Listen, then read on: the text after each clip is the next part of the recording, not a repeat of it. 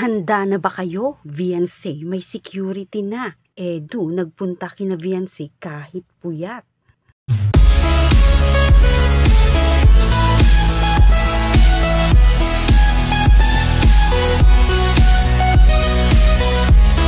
Nako, ano kaya ang masasabi ni Edu at may security na si Viancy?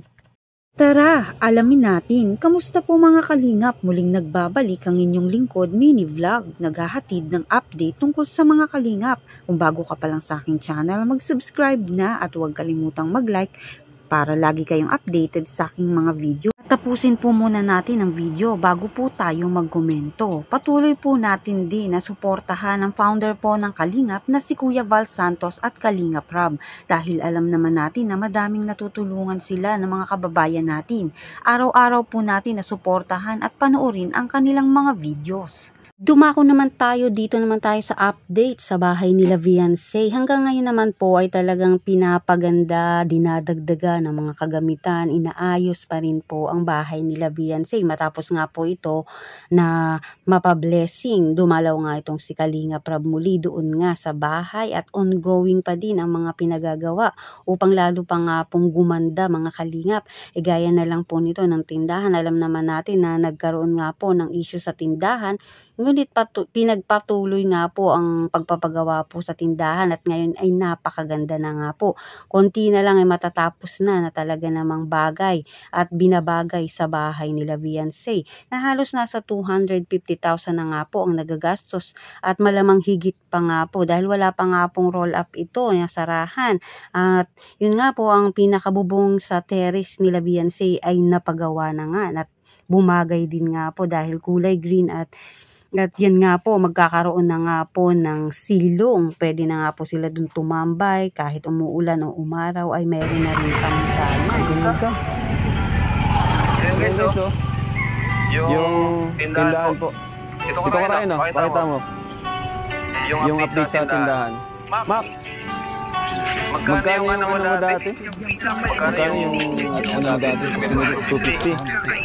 Sabihin ko lang pa sa 250. Wala pa nga yung yung 250 mura na yun.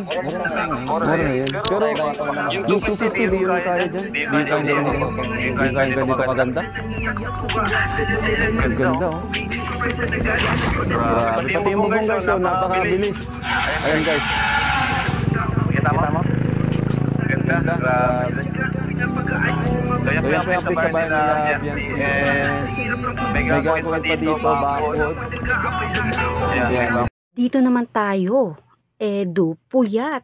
Pero nakarating pa rin sa bahay nila Viancy. Nagbigay nga po ng mga pagkain ang supporters nga po ng EDC at pinuntahan naman ng mga kalingap. Ito nga pong si Papa Eds doon sa bahay nila kahit tulog pa. At nagpa-unlock naman nga po itong si Papa Eds dahil nga ayaw naman niya syempre na mapahiya ang mga nagpadala ng pagkain ng mga supporters para nga naman po sa EDC. Kaya kahit walang tulog si Papa Eds ay talaga namang sumama ito dito nga po sa Kalinga para magtungo nga po dito sa bahay nila Viancy at magkaroon sila ng salo-salo. Panoorin po natin ang video.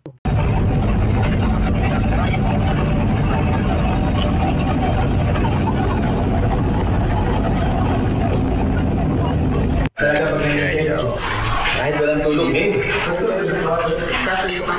Genso! Tumawa ka na dyan. Buhatin mo na. Ay, siya pakainin mo? Hindi kayo?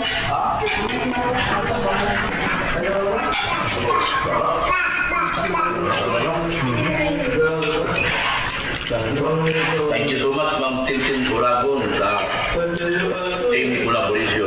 Wala man. Lahat po. Daming pagkain guys. Kalata na po yan. Kalata. Baka mamaya ma. Thank you po sa lahat.